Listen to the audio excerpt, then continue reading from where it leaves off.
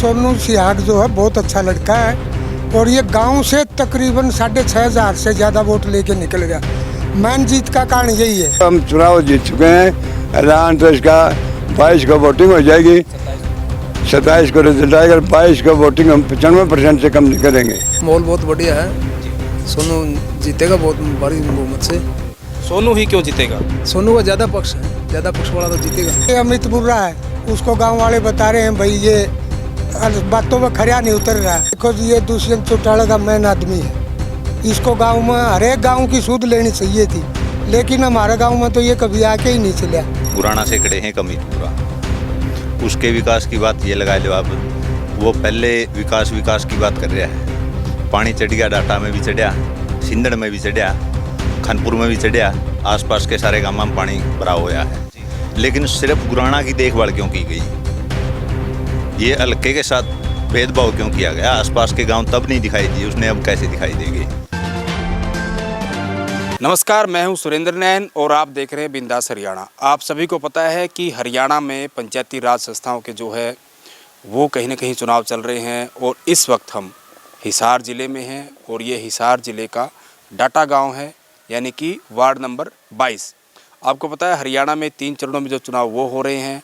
पहले चरण में 9 जिलों के चुनाव हुए, उसके बाद दूसरे चरण में फिर 9 जिलों के चुनाव हुए और ये तीसरा और अंतिम चरण है जिसमें कि 4 जिलों के चुनाव हैं और उसमें एक ज़िला हिसार भी है। तो डाटा गांव के काफ़ी सारे ग्रामीण यहाँ मेरे साथ, उनसे बातचीत करेंगे। सबसे पहले राम राम जी। राम राम बेटे जी। क्या नाम है जी आपका? धूप सिंह है, सरपंच डाटा। जी। तो सरपंच साहब, आप सरपंच रहे हो गांव के, काफ़ी तजुर्बा है आपका, चुनाव चल रहे हैं जिला परिषद के, तो क्या कुछ रुझान है, क्या कुछ कहेंगे आप? हमारा गांव 36 बिरादरी का गांव है। इसमें कम से कम 68-90 के करीब वोट हैं, लेकिन सोनू भाई हमारे गांव ने सर्वसम्मति से एक कैंडिडेट चुना है। 36 बिरादरी प्राण लगा, इसको जिताने का प्रयास करिए, जीतेगा वैसे। तो ये आपने डाटा गांव का बताया, क्योंकि अगर हम वार्ड नंबर 22 की बात करें तो 8 गांव जो है वो वार्ड नंबर 22 में है। बाकी गांव का किस तरह का माहौल, क्योंकि आपकी लगातार बातचीत होती होगी, आपके आस पड़ोस के गांव, वहाँ किस तरह का माहौल है? हम यहाँ से चलते हैं ब्याणा खेड़ा। ब्याणा खेड़ा में आयद हमारी आयद दूसरे कैंडिडेट होंगे और एक 2.5 गाँव का खेड़ा है राजेश बैनीवाल, उस गाँव में तो हम 100-150 वोट निकाल जाते हैं। फिर आगे चलिए गुराना गाँव आता है, जहाँ 2 कैंडिडेट खड़े होते हैं, वहाँ से हमें 500-700 वोटों की उम्मीद है पक्की। उसके बाद हम जाते हैं खानपुर। खानपुर में हमारे कम से कम 12-13 वोट से आयद में हमें ऊपर से आए, तभी में पीछे रह जाते हैं। फिर आता है सिंदर गांव, हमारा छोटा गांव है डाटा का, सारा टोटली 95% हमारे साथ है। फिर चलते हैं शंगवा गाँव आखिरी में। शंगवा गाँव में हमारी पहले तो कुछ भी कम हालत थी, लेकिन हम बार बार जाने से, समझाने से, बुझाने से, लेकिन हमारी वहाँ भी आधी पर्ची हैं, आधी सारे कैंडिडेट हैं। फिर चलिए शशाए गांव में आखिरी में। शशाए गांव का कैंडिडेट है, सारा ने इकट्ठे हो गए, एक कैंडिडेट का उठाया है, वो बहुत मजबूत कैंडिडेट है। उसके 6200 वोट हैं, हमारे 68-69 हैं। लेकिन उस गांव में अगर खंडते हैं लोग तो डाटा का रुझान है, अगर नहीं खंडते हमने यही विश्वास है कि वो अपने वोट डालो, फिर भी हमारी जीत निश्चित पक्की है। ताऊ जी, आपने 8 के 8 गांव का कहने की निचोड़ बताया कि क्या कुछ रुझान रहने वाला है। आपने सोनू सिहाग का जिक्र किया कि वो आपके गांव से है, लेकिन उनके सामने और भी उम्मीदवार है। उन तमाम जो उम्मीदवार हैं उनमें सबसे ज़्यादा मजबूत या सबसे ज़्यादा अलग, या फिर यूँ कहें जिताऊ उम्मीदवार आप सोनू को ही क्यों मान रहे हैं? क्या खासियत है उसमें? यह खासियत है, हम सारा कैंडिडेट है, इससे अलग 4 कैंडिडेट हैं। धर्मवीर आवाज पूछा है किसके लिए टक्कर है, सोनू को है। अमित बुरा आता है तो बताता है अमित इसके लिए सोनू को टक्कर है, और राजेश बैनीवाल आता है तो सोनू को टक्कर है। शशाए वाला संदीप ढिल्लो आता है तो वो बताता है कि मेरी टक्कर है सोनू को। लेकिन सारे इससे टक्कर बताते हैं तो हम इससे बचाते हैं कि वो हम जीत चुके हैं और हमारे नीचे रहेगा सिर्फ शशाए वाला संदीप ढिल्लो और सभी पीछे रह जाएंगे। मतलब कि ताऊ जी, आपका ये कहना है, क्योंकि आप सरपंच भी रहे, काफ़ी अनुभव है, कि जीत ये चुनाव आप चुके हो, सिर्फ ऐलान बाकी है जीत का? सर अब हम चुनाव जीत चुके हैं। ऐलान तो इसका 22 को वोटिंग हो जाएगी, 27 को रिजल्ट आएगा। 22 को वोटिंग हम 95% से कम नहीं करेंगे, पूरी मदद से, पूरी बहुमत से मदद करेंगे। बिल्कुल। तो ये ताऊ जी थे और पूर्व सरपंच रहे हैं और कुछ युवा भी मेरे साथ है। आप क्या कुछ कहोगे? इन्होंने बताया कि आपके गांव में इस तरह का माहौल है, आप युवा हो, आपकी क्या कुछ सोच है? पहले तो ये है जी, आपके बिंदास हरियाणा वाले देखने वाले सभी भाइयों को राम राम। दूसरा ये है जी, एक तो हम साथ में पढ़े लिखे हैं भाई के, जो सोनू सियाग उठ रहे हैं। सबसे फायदे की बात ये होती है कि आप किसी के साथ भी क्लासमेट रहते हो तो उसके आचार व्यवहार सब कुछ का पता चल जाता है। तो शुरू से ही एक अच्छे स्वभाव के भाई रहे हैं ये। और अब मतलब उसका ये है कि 36 बिरादरी के अंदर बहुत अच्छा मोल है, न कि गांव के 36 बिरादरी ने खड़ा कर दिया। अब 36 बिरादरी के ये नहीं है भाई कोई इस पाने से, मतलब गांव के चारों कोनों में से व्यक्ति जी जान लगा के इसके साथ जाते हैं। और दूसरी ये है कि इसकी सोच अलग तरीके की है। कोई नशे से जीतना चाहता है, कोई किसी अलग तरीके से जीतना चाहता है, लेकिन इसका यही माइंड है कि वह मेरे को नशे से दूर रह के और सच्चाई की राजनीति करके मेरे को आगे बढ़ना है। जैसे आपने बताया कि सोनू सिहाग है, उनका व्यवहार अच्छा है, नेचर अच्छा है, सोच अच्छी है, और आप उनके साथ पढ़े हो, आप उनके कहीं न कहीं साथ में रहे हो, बैचमेट रहे हो, क्लासमेट रहे हो। लेकिन जो बाकी उम्मीदवार है वो भी तो कहीं न कहीं जब लोगों के बीच जा रही यही बात कह रहे हैं कि हम विकास करेंगे और हमारा भी अच्छा व्यवहार है, अच्छे काम कराएंगे। अब विकास की बात सुन लो जी, अपने गुराना से खड़े हैं कमीतपुरा, उसके विकास की बात ये लगा लो आप, वो पहले विकास की बात कर रहा है। पानी चढ़ गया, डाटा में भी चढ़िया, सिंदड़ में भी चढ़िया, खानपुर में भी चढ़िया, आसपास के सारे गांव में पानी भरा हुआ है। लेकिन सिर्फ गुराना की देखभाल क्यों की गई? ये हल्के के साथ भेदभाव क्यों किया गया? आसपास के गांव तब नहीं दिखाई दिए, उसने अब कैसे दिखाई देंगे?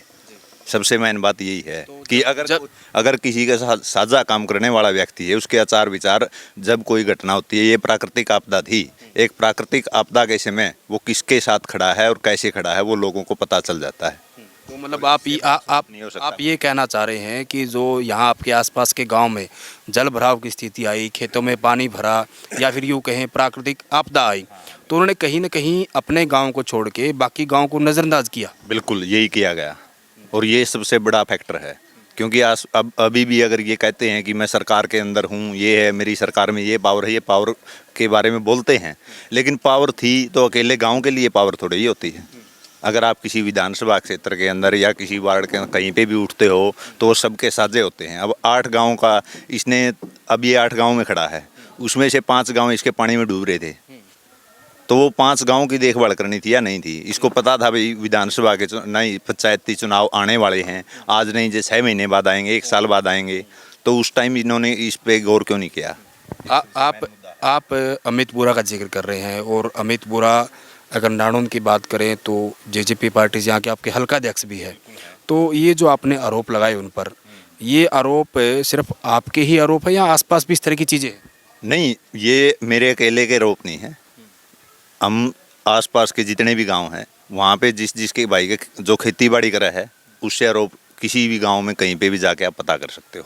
ये न कि मेरा गांव का मैं अकेला कहने वाला, मेरे गांव के भी किसी व्यक्ति से पूछ लेना कि पानी भराव के लिए आसपास के अमितपुरा ने क्या मदद की। और आप चाहे उसमें खानपुर सिंदड़ चले जाना, चाहे यहाँ जो और आसपास के गांव हैं वहाँ पे चले जाना, कहीं पे भी आपको सभी जगह यही मालूम होगा कि वह ऐसा हुआ है। यानी कि कुल भेदभाव किया गया है।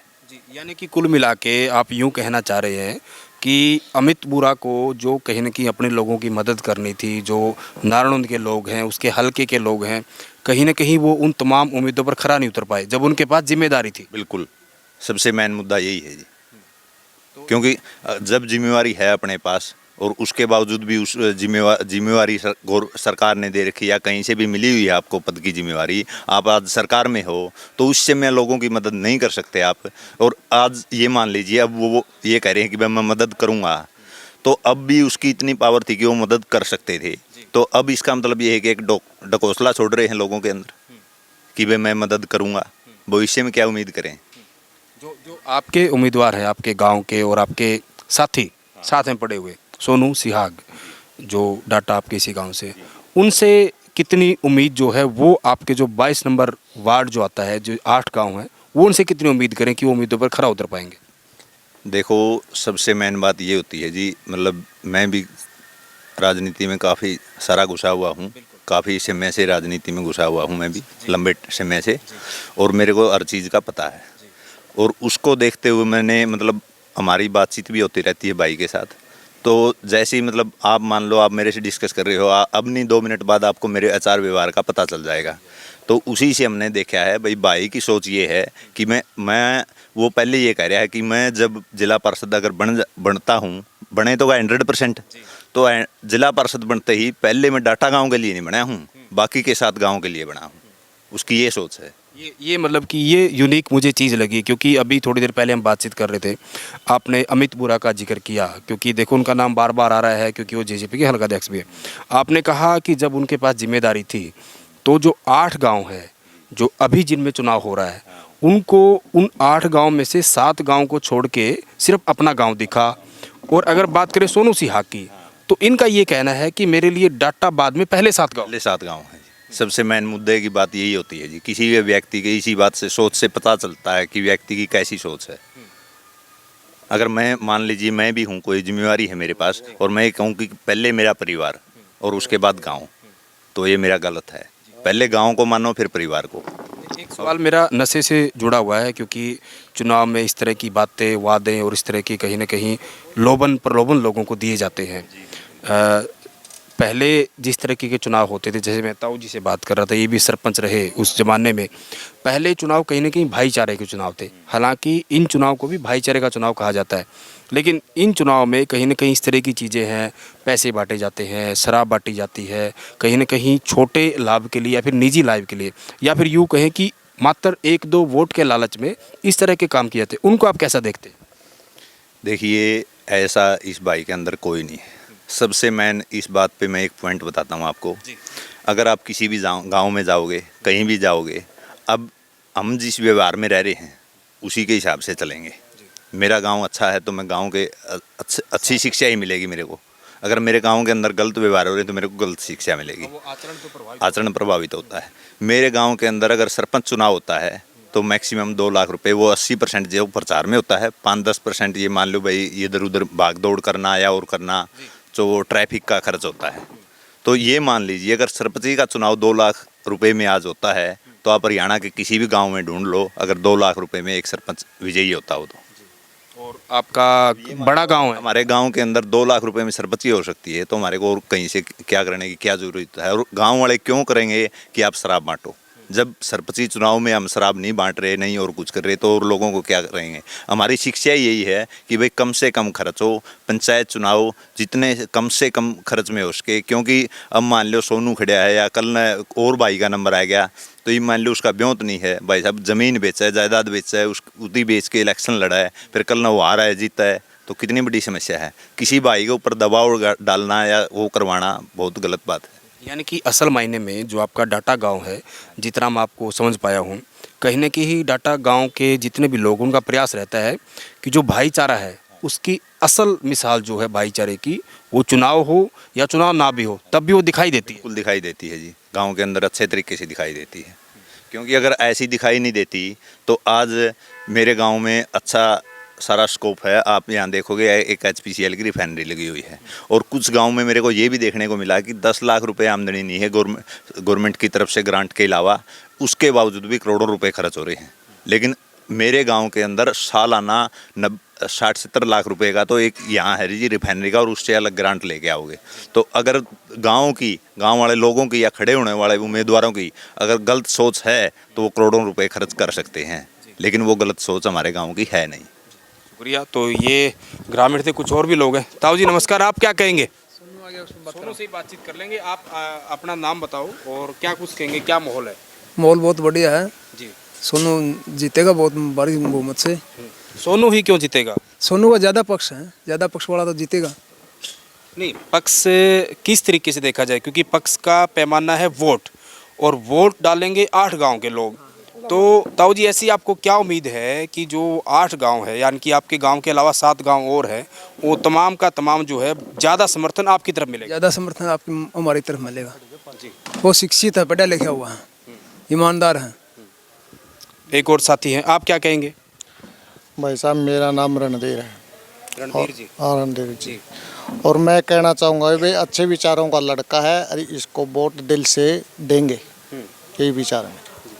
ये आपके गांव का आपने बताया, डाटा गांव का, आपके जो आसपास के गांव हैं, क्योंकि आप भी लगातार जो आस पड़ोस के गांव हैं वहाँ जाते होंगे या फिर फ़ोन पे बातचीत होती रहती है, और ख़ासकर चुनाव में तो, क्योंकि चाहे हुक्के पे चर्चा करें, चाहे गली नुक्कड़ पे कहीं भी बैठे तो इस तरह की चर्चाएं होती रहती कि क्या माहौल है।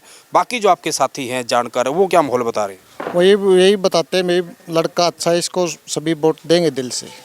हाँ। ताऊ जी, आपका क्या नाम है? जगमेंद्र सिंह। जगमेंद्र जी। हाँ जी। आप इसी गांव से हैं? हाँ, इसी गांव से बिलोंग करते हैं। जी। तो ये जो बाकी लोगों से मैंने बातचीत की, आप इनकी बातचीत से सहमत है या आपका कोई और पक्ष है?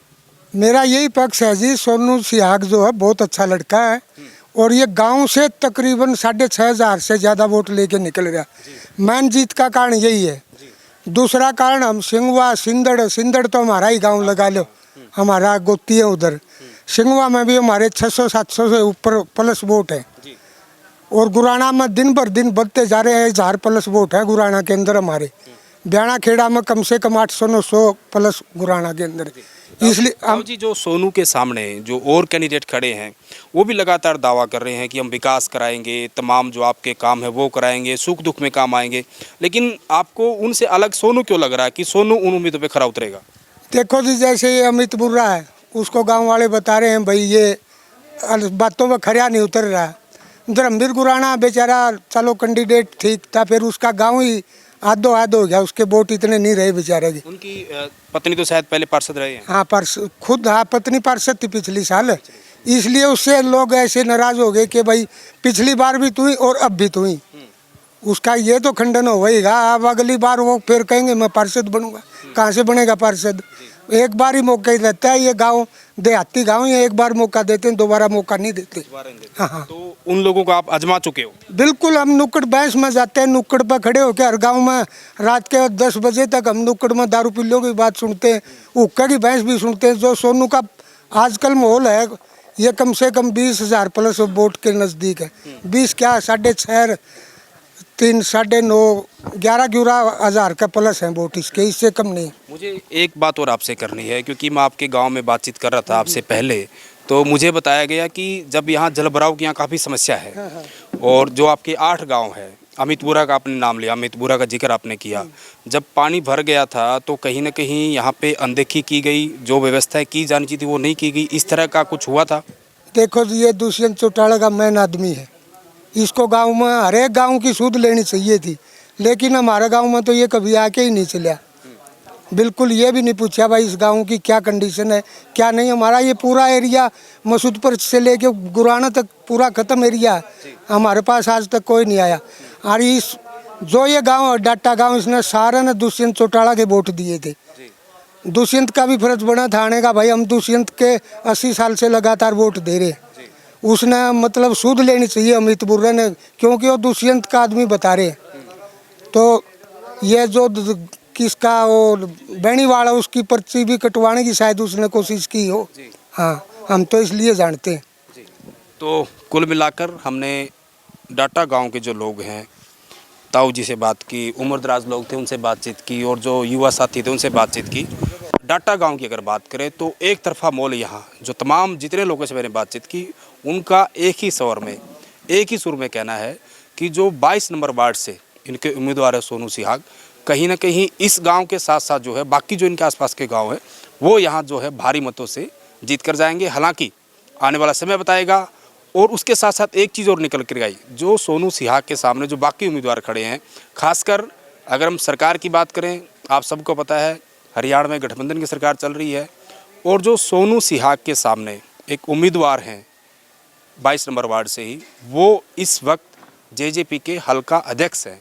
और जिस समय कहीं ना कहीं यहाँ प्राकृतिक आपदा आई, आसपास जल भराव हुआ, और कहीं ना कहीं किसानों को जिस तरीके से कहीं ना कहीं परेशानियाँ आई, तो वो बातें भी सामने को मिल रही। लोगों की टीस है कि जिस समय इनको उनकी ज़रूरत थी, जिनके हाथ में पावर है, जिनके हाथ में कहीं ना कहीं सत्ता थी, जिनके कहीं ना कहीं उसका प्रयोग करके वो इनके दुख दर्द में काम आ सकते थे। ग्रामीणों का ये आरोप है कि उन तमाम की तमाम चीज़ों में, वो तमाम की तमाम जो चीज़ें थी उनमें वो साथ नहीं आए। हालांकि वोट मांगने वो इनसे जरूर आ रहे हैं। हालांकि आप सबका अपना अपना विवेक है। जो 22 नंबर वार्ड है, आखिर उनके जो 8 गांव के जो पूरे के पूरे ग्रामीण है, ये आने वाला समय बताएगा कि अपना पार्षद वो किसको चुनकर जो है वो भेजते हैं। लगातार हम आपको जो ये चर्चाएं चल रही है चुनावी यात्रा बिंदास हरियाणा की, इसमें अलग अलग गांव में अलग अलग उम्मीदवार के बारे में जाकर इसी तरीके से माहौल बताते रहेंगे और लोगों की कहीं ना कहीं नब्ज टटोलने का काम भी करेंगे कि आखिर किस गांव में, किस वार्ड में किस तरह का माहौल है। वीडियो जर्नलिस्ट विकास कुमार के साथ सुरेंद्र नैन, बिंदास हरियाणा।